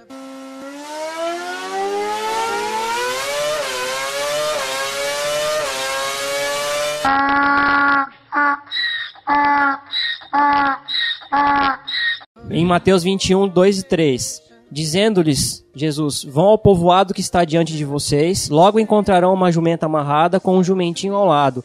Desamarrem-nos e tragam para mim. Se alguém perguntar algo, diga-lhe que o Senhor precisa dele e logo os enviará de volta. Esse Jesus dizendo, ele ainda ia devolver. Mas peraí, então Jesus, ele tem coisa errada com Jesus. Ou ele estava em pecado, ou ele não é o filho desse Deus aí que é dono do ouro e da prata que todo mundo fala. Até para celebrar a Páscoa, lá que antecedia a crucificação dele, ele pediu uma casa emprestada. Como a gente vê em Mateus 26, 17 e 19. No primeiro dia da festa dos pães sem fermento, os discípulos dirigiram-se a Jesus e lhe perguntaram, onde queres que nós preparemos a refeição para a Páscoa? Ele respondeu, dizendo que entrassem na cidade, procurassem um certo homem e lhe dissessem, o mestre diz, o meu tempo está próximo, vou celebrar a Páscoa com os meus discípulos em sua casa. Os discípulos fizeram como Jesus os havia instruído e prepararam a Páscoa. Nesse daqui, então, com base nessa informação que você passou aí, Rafael, Jesus ou ele estava em pecado, ou Jesus não era filho de Deus, porque se ele fosse filho de Deus, o príncipe e todo-poderoso, dono do ouro e da prata, ele não precisava pedir casa emprestada para celebrar a Páscoa, ele podia ir num belo de um restaurante, ele ia ter várias hospedarias, hotéis de 5 estrelas para repousar a cabeça durante o ministério dele, mas ele falou que ele não tinha. Ou não precisava pedir uma jumentinha qualquer, entrava numa carroça, um carro dos faraós, aquela era as Ferrari da época. Biga, se eu não me engano. Isso aí. Aquilo é a Ferrari da época. Ou seja, ou tem alguma coisa de errada com Jesus, ou tem alguma coisa de errada com esses ensinamentos aí. E pelo que eu não vou nem falar qual que eu escolho. Não, e pelo pessoal eles vão preferir as experiências dele do que o que Jesus, do que a Bíblia está falando. Um outro ponto também que a gente pode ver biblicamente é na questão de Atos, quando fala lá que não havia nenhum necessitado entre eles. Por que que o pessoal da igreja que foi propagar o evangelho lá no começo da igreja primitiva não falou, vocês estão em pecado porque vocês são pobres? Não, se dispuseram a fazer cuidando dos pobres. Na verdade, Alan e André e Jean, nunca houve, Deus jamais tratou os pobres com desprezo, cara, como se eles tivessem algum tipo de maldição, como esses caras pregam. No Antigo Testamento mesmo, existia pobres entre o povo eleito de Deus. Inclusive, Deus anunciou leis que iriam ajudar esses caras. Vamos abrir lá em Deuteronômio 15, versículo 1 até o 5, tá escrito assim, ó. No final de cada 7 anos, as dívidas deverão ser canceladas. Isso deverá ser feito da seguinte forma. Todo credor cancelará o empréstimo que fez ao seu próximo. Nenhum israelita exigirá pagamento de seu próximo ou de seu parente, porque foi proclamado o tempo do Senhor para o cancelamento das dívidas. Vocês poderão exigir pagamento do estrangeiro, mas terão que cancelar qualquer dívida de seus irmãos israelitas. Assim não deverá haver pobre algum no meio de vocês, pois na terra que o Senhor, o seu Deus, está dando a vocês como herança, para que dela tomem posse, ele os abençoará ricamente, contanto que obedeçam em tudo ao Senhor, o seu Deus, e ponham em prática toda a lei que hoje estou dando a vocês. A gente vê que Deus tinha um cuidado com essas pessoas. Deus não falava que elas estavam em pecado, que o problema delas eram demônios, não. Deus tinha um cuidado com eles, com os pobres. Deus inventou o caducô. Exatamente, está lá em Levítico 25:10, que Deus proclama o ano do jubileu, que tinha como objetivo, por meio de medidas econômicas, limitar o direito à propriedade e à exploração do trabalho. Era uma forma de evitar a pobreza, uma vez que cada 5 décadas a sociedade voltava ao estado de igualdade novamente. Olha a preocupação que Deus tinha com o povo pobre. Deus nunca desprezou esse povo. Se a gente for analisar também agora na luz do Novo Testamento, a gente vai ver que a busca pela diminuição da pobreza, ela continua, assim como no Velho Testamento, só que agora a solução proposta ela vem de uma ordem social. E aqui eu quero usar as palavras do Ariovaldo Ramos, que ele deu uma entrevista, se eu não me engano, ele escreveu para a revista Ultimato, e ele diz assim, ó: na sociedade do Cristo, o poder deve ser exercido dessa forma para que ela seja um espaço em que o uso da terra seja regulamentado, tendo em vista o bem de todos, pois Deus não admite que alguém possa comprar casa sobre casa e terra sobre terra até ser o único morador do lugar, citando aí Isaías 5:8. Na sociedade do Cristo, a terra tem de ser repartida entre todos, pois é para todos. A riqueza seja distribuída com igualdade, pois Deus quer que quem colheu de mais não tenha sobrando e quem colheu de menos não tenha faltando. 2 Coríntios capítulo 8, versículo 15. Perfeito. Haja consciência de coletividade. O imposto seja um instrumento legítimo de distribuição de renda. O trabalhador usufrua da riqueza que produz, pois ele é digno de seu salário. Lucas 10:7. Não se pode amordaçar o boi que debulha o milho. 1 Timóteo 5:18. Isto é, aquele que produz deve ser o primeiro a usufruir do que produziu. Esta seria uma sociedade de trabalhadores para trabalhadores. A criança tem a prioridade, pois Deus não quer que nenhum dos seus pequeninos se perca e ameaça com duras penas a sociedade que desviar as crianças da sua vocação divina. Vocação à saúde, à educação, à segurança, à longevidade, ao emprego, enfim, a uma vida que possa ser celebrada. Os órfãos e as viúvas, isto é, os que tudo perderam, não fiquem desamparados. Ao contrário, parte da produção deve ser destinada exclusivamente para este, que foi o que o Alan acabou de falar aqui em Atos, para que não haja miséria na sociedade. Trata-se de uma sociedade em que todos desfrutam do direito e da dignidade. Uma sociedade de cidadãos, pois só onde há dignidade, há cidadania. Então aqui, as palavras de Ariovaldo Ramos nos levam a entender que a ferramenta que a igreja dispõe para combater a pobreza não é fazendo sacrifícios malucos de oferta, não sei o que, não. É um simples trabalho social da própria igreja, da comunidade, às vezes.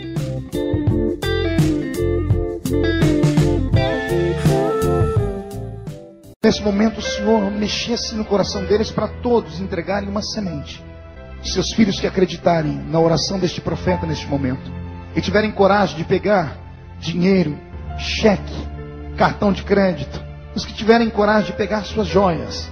E eu convido esta igreja que está aqui me ouvindo agora, Senhor, a ofertar, porque esta oferta vai abrir a porta do milagre sobre a vida deles. Mentiroso!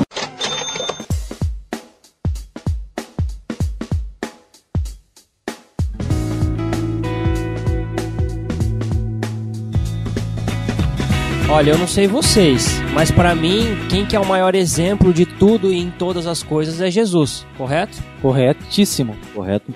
E o que Jesus falava acerca das riquezas? Como Jesus dizia em relação ao que nós deveríamos procurar para nós em relação a onde ajuntar tesouros, ou quando Jesus falava, quando foi falar com o jovem rico lá em Mateus 19, sobre a questão dele, para ele ser perfeito.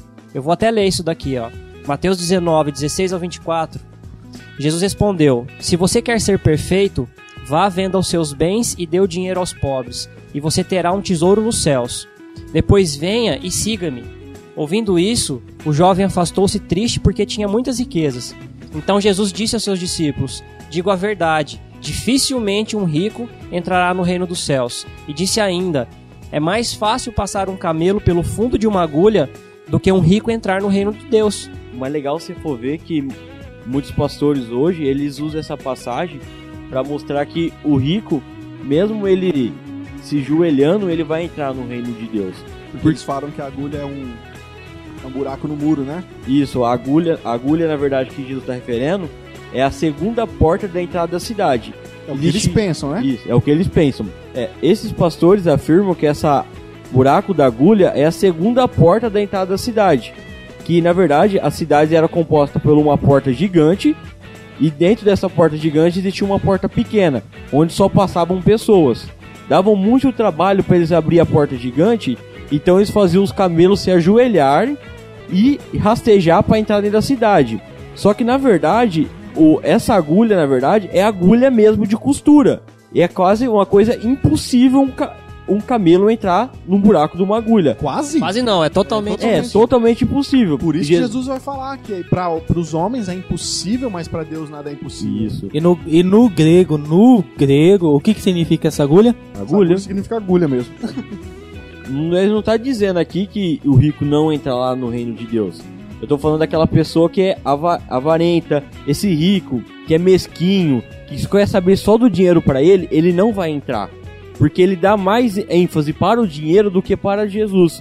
Vai casar muito bem com um versículo que está em 1 Timóteo 6, 17 e 19. Ordene aos que são ricos no presente mundo que não sejam arrogantes, nem ponham sua esperança na incerteza da riqueza, mas em Deus, que de tudo nos provém ricamente, para nossa satisfação.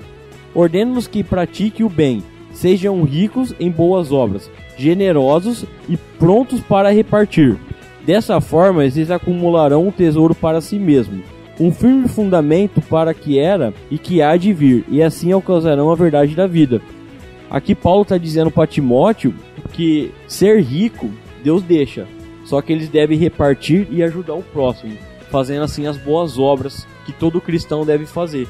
Ainda falando das coisas que Jesus ensina a respeito de quais tesouros deveremos acumular, em Mateus 6, do 19 ao 24, diz assim: Não acumulem para vocês tesouros na terra, onde a traça e a ferrugem destrói, e onde os ladrões arrombam e furtam. Mas acumulem para vocês tesouros nos céus, onde a traça e a ferrugem não destroem, e onde os ladrões não arrombam nem furtam. Pois onde estiver o seu tesouro, aí também estará o seu coração. Ninguém pode servir a dois senhores, pois você odiará um e amará o outro, ou se dedicará a um e desprezará o outro. Vocês não podem servir a Deus e ao dinheiro. Cara, a Bíblia ela é muito clara com relação à intenção do verdadeiro cristão. Que, como já disse, quando você tem riqueza, você tem que pensar em como você vai repartir isso. Não pensar só no eu. Até eu fico pensando, cara, aonde que Deus vai ser glorificado através de uma pessoa que almeja por um carro zero importado, enquanto o irmão dentro da igreja está passando fome? Eu não consigo entender. Eu não consigo entender como que Deus é glorificado nisso, sabe? Inclusive, tem uma fala do Juliano Som, que ele fala em um dos DVDs dele, que dá um exemplo muito bom sobre isso. Quer ver? Solta aí. E existe algo de muito errado porque estamos confundindo o evangelho do reino de Deus, que é para Deus, com outros evangelhos. E o povo, por falta de líderes que preguem o que o povo precisa ouvir e não o que o povo quer ouvir, o povo está adorando outros bezerros de ouro. E o grande bezerro de ouro dos nossos dias é a bênção. O grande bezerro de ouro dos nossos dias é a vitória, é a conquista, é o bezerro da prosperidade, é a saúde, é o meu bem-estar, é o meu conforto, é a minha necessidade, é o meu reino, é a minha vida. 7 passos para alcançar a bênção aqui, 40 dias de jejum da vitória ali, 12 maneiras para ser próspero um pouco mais adiante, e 318 formas para você fazer com que Deus faça aquilo que você quer que Ele faça. Não importa se Ele queira fazer ou não, porque afinal o modelo de Jesus, não seja feita a minha vontade, mas a sua, serve para Jesus, serve para o Filho de Deus, não serve para mim, não serve para a igreja.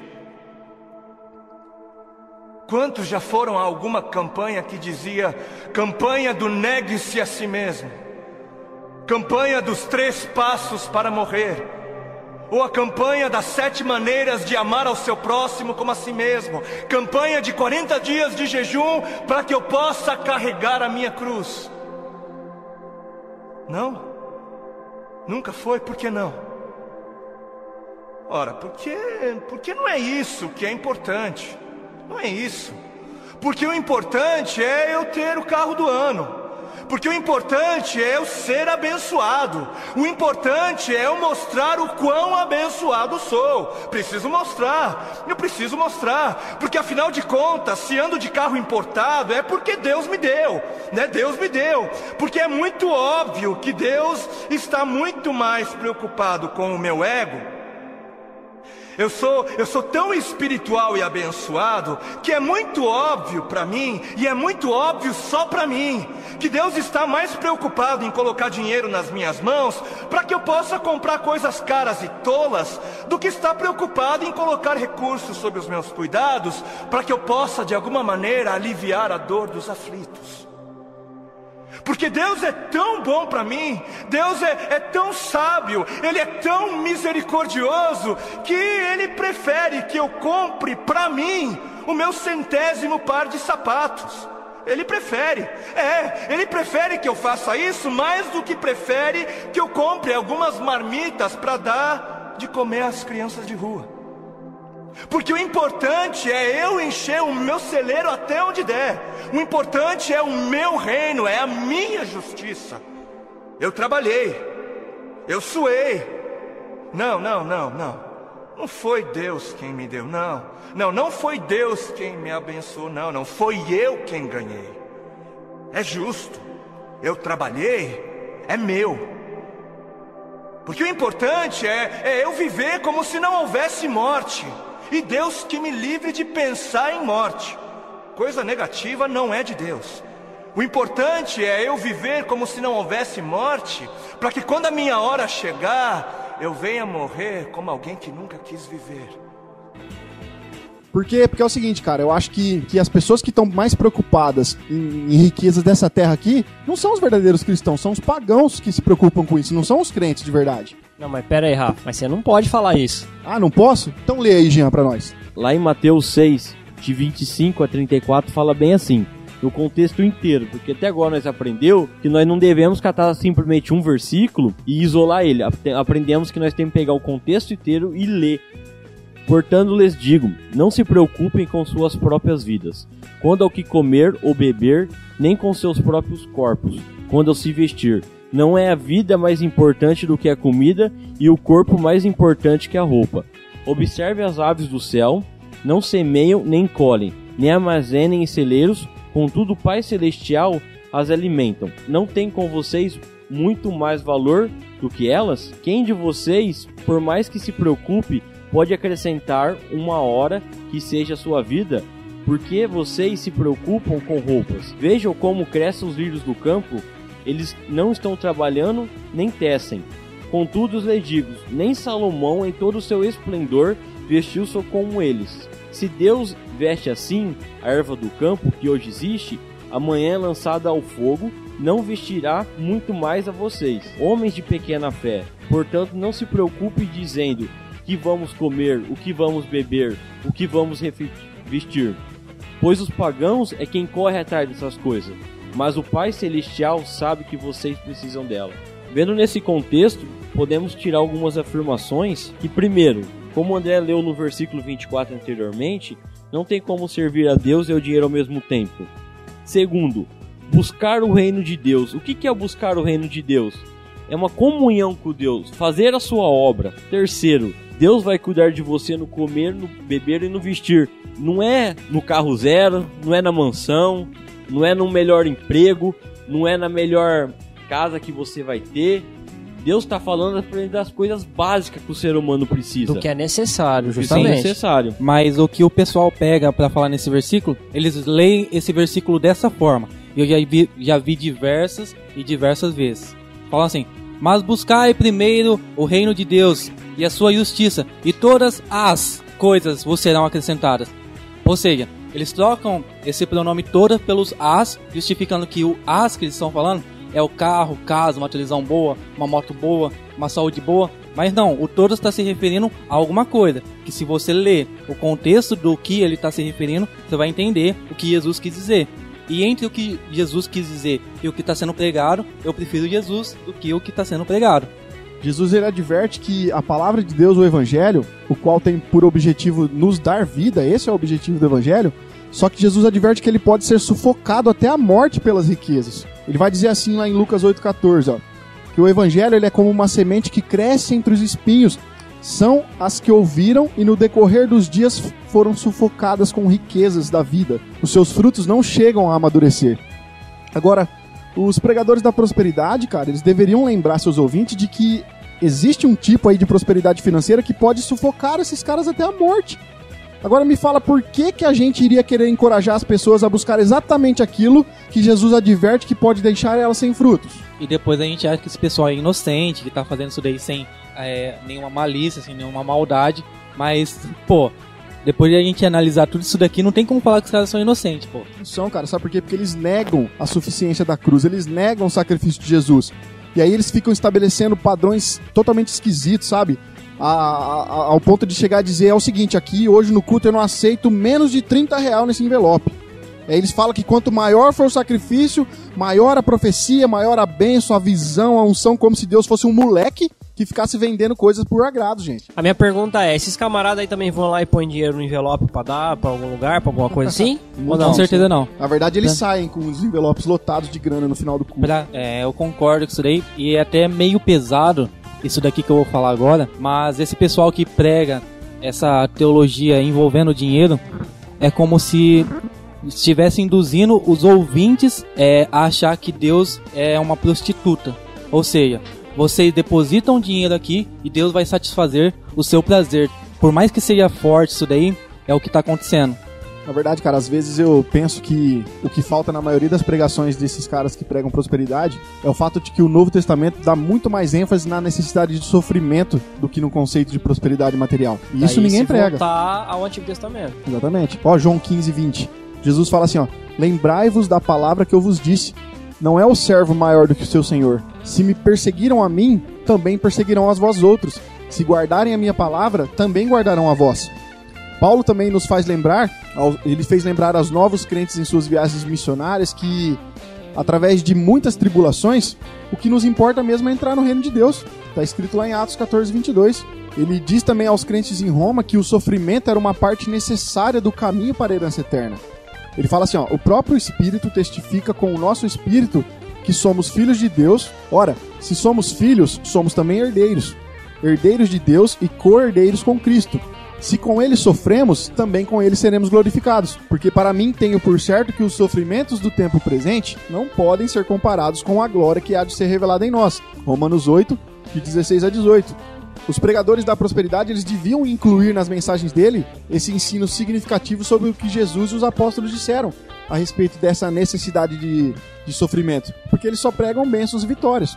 Eu quero dar outro exemplo aqui do apóstolo Paulo, de como ele era cuidadoso, cara, para que não ficasse uma impressão errada da pessoa dele com relação com o lance de que ele estava no ministério por dinheiro.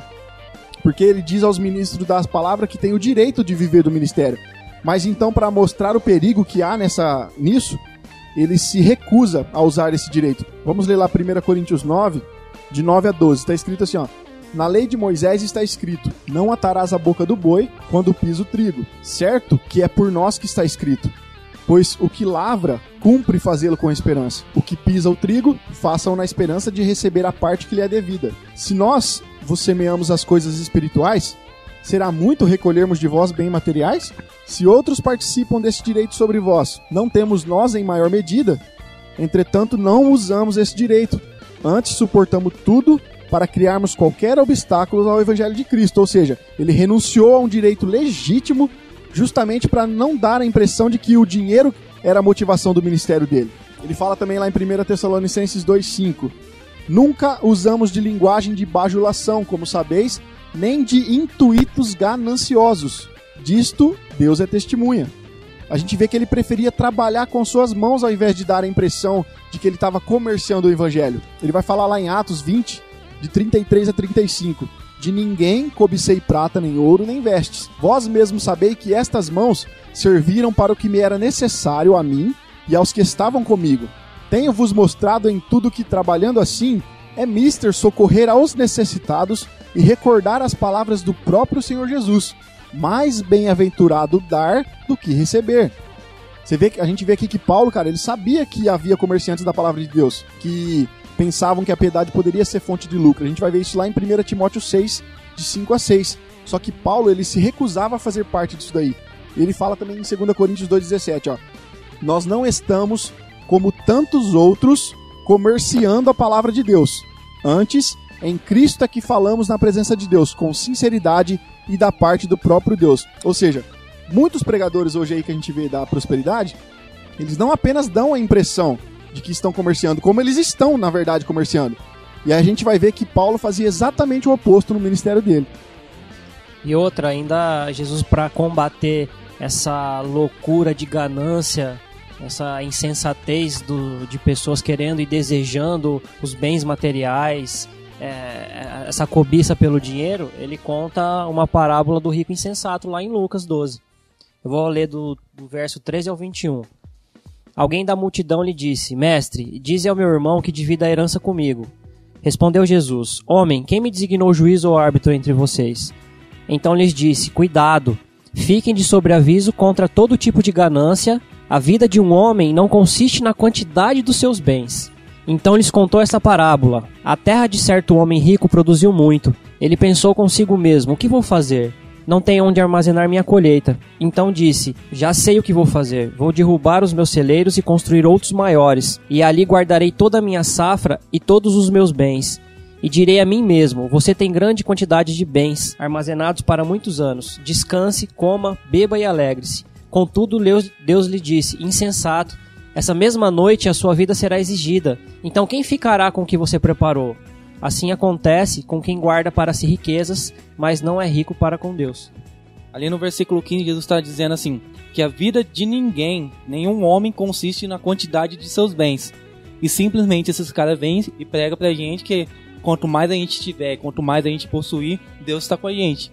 E Jesus está falando totalmente ao contrário. E repito de novo, entre o que está sendo pregado há muito tempo e as palavras de Jesus, eu prefiro Jesus. Por isso que eu falo, ouvintes, é muito importante que vocês passem a estudar mais a palavra de Deus para poder comparar esses ensinos. Porque a gente acabou de mostrar para vocês aqui vários versículos da parte de Jesus Cristo, da parte do apóstolo Paulo, do apóstolo Pedro, onde eles estão mostrando que o que importa não são as riquezas não têm importância para nós devemos armazenar os nossos tesouros no céu. Um versículo-chave para a teologia da prosperidade é lá em Marcos 11, 22 a 24. Respondeu Jesus, tenha fé em Deus, e eu lhes asseguro, se alguém dizer a este monte, levante-se e atira no mar, e não duvidar em seu coração, mas crer que acontecerá, o que dizer assim será feito. Portanto, eu lhes digo, tudo que vocês pedirem em oração, creiam que já o receberão, e assim lhes sucederá. Rafa, faz um favor para mim. Vamos aprender um pouquinho sobre hermenêutica agora. Lê lá, por favor, em João 5,14. 1 João 5,14, então. Esta é a confiança que temos para com ele, que se pedirmos alguma coisa segundo a sua vontade, ele nos ouve. Peraí, repete. Se pedirmos alguma coisa segundo a sua vontade, ele nos ouve. Não, repete mais uma vez. Segundo a sua vontade, ele nos ouve. Agora, faz um favor, Alan, lê lá em Tiago 4,3, por favor. Quando pedem, não recebem, pois pedem por motivos errados para gastar em seus prazeres. Repetindo, para gastar em seus prazeres. Então, tudo que você querer pedir para Deus, primeiro vê se isso é necessário, se é vontade de Deus, se você não vai gastar com você mesmo. Eu acho que tudo que você deve pedir em oração, muitas vezes você não tem que pedir para você, pede para o próximo. Pede pra ajudar uma pessoa. Não, eu falo dessa questão, Jean, porque uma vez eu tava no serviço, aí a gente tava lá discutindo algumas coisas sobre igreja, aí o cara tava falando na questão de bênção, vitória, eu falei, cara, isso daí não tem nada a ver com o cristianismo. A gente tem que focar isso daí pra uma ideia do próximo. Aí, tipo assim, descaradamente o cara meio que fechou a cara comigo e falou, que próximo nada, cara. Tem que pensar no eu. Tipo assim, eu tô lá pra receber minha vitória, receber minha bênção. E, cara, tipo assim, olha o que tá sendo pregado. Tipo assim, olha... Não, agora vou um pouquinho mais além. Olha as músicas que nós estamos cantando. Mas minha vitória hoje tem sabor de mel. Tem sabor de mel. Tem sabor de mel. A minha vitória hoje tem sabor de mel. Restitui. Eu quero de volta o que é meu. Preciso de uma bênção, não vou desistir. Sem ela eu não vou sair daqui. Só saio quando o Senhor me tocar. Então, a gente vê que o foco hoje do evangelicalismo, tanto em várias mídias, em vários meios de comunicação do evangelho, está voltado pro eu, pro bênção, pro toda essa coisa que essa maldita demonologia da prosperidade vem trazendo pro nosso país.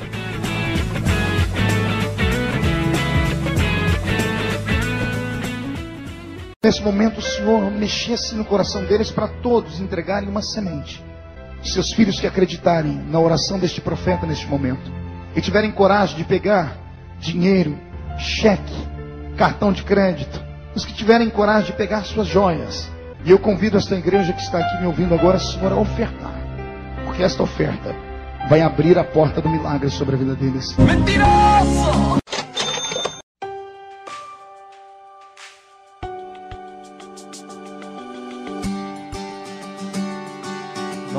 Nós estamos falando e querendo combater o que não é prosperidade, segundo a luz da Escritura, E eu separei um texto que eu gostaria de ler, que para mim é o que é ser próspero à luz da Escritura. Em Salmos, capítulo 1, do versículo 1 ao 3.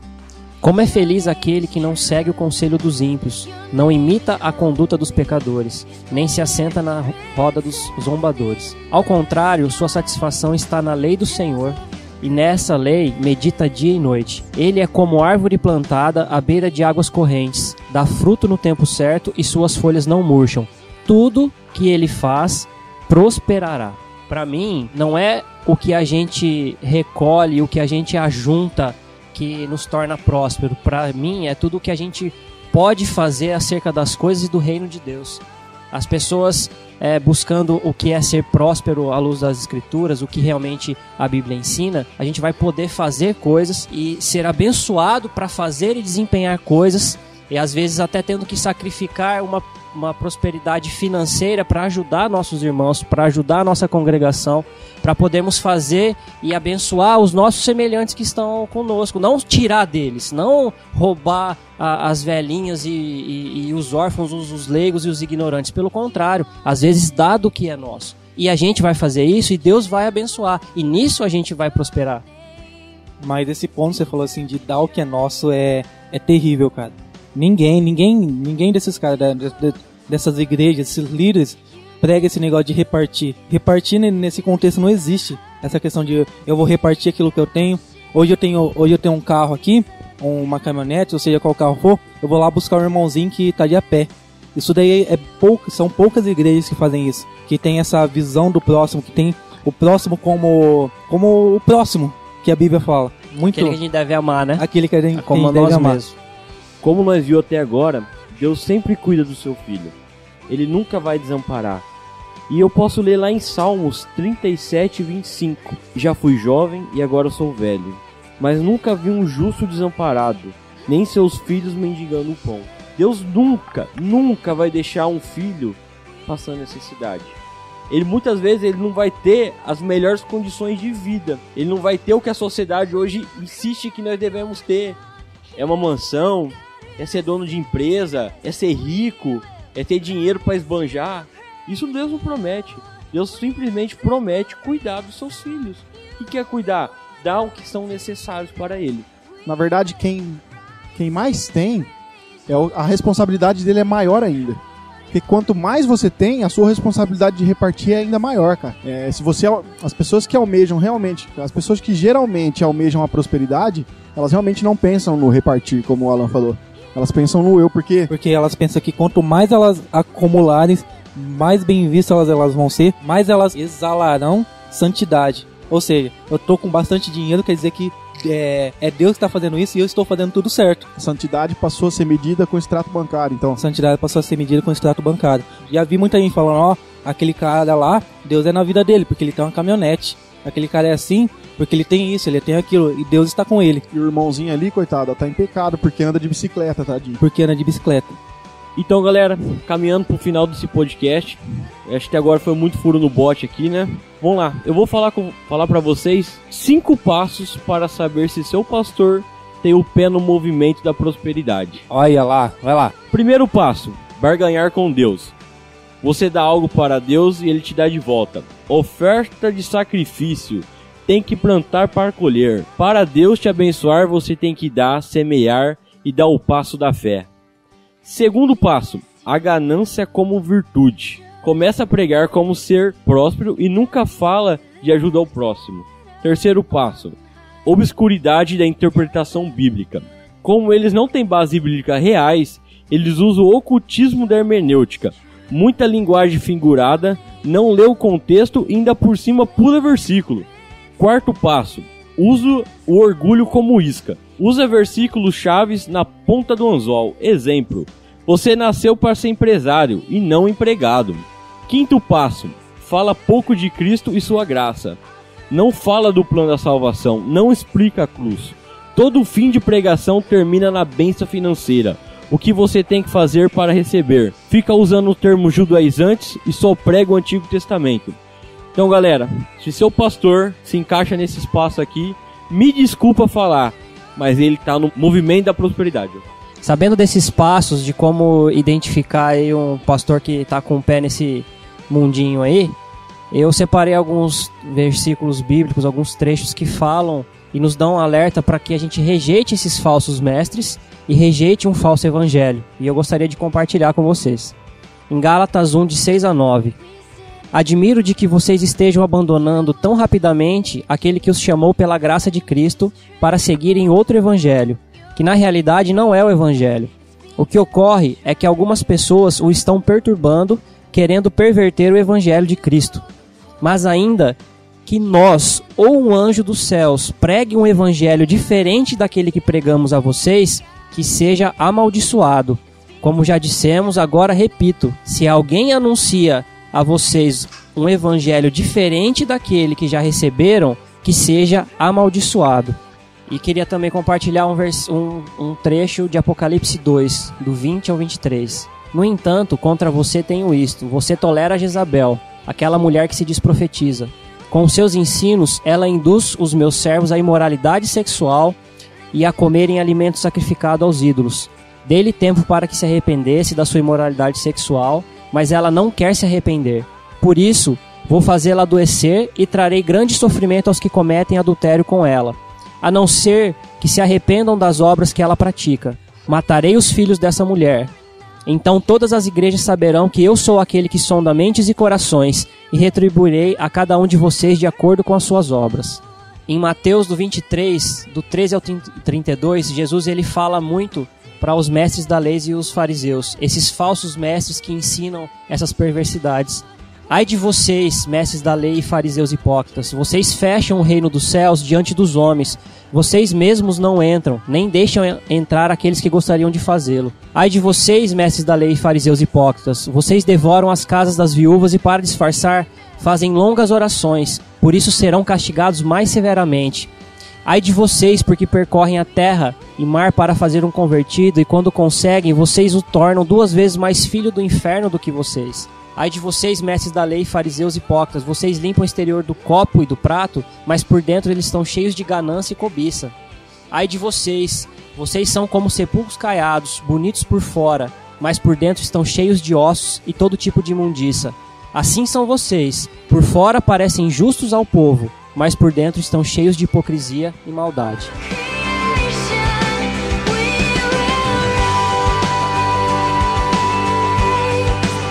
Bom, galera, é isso.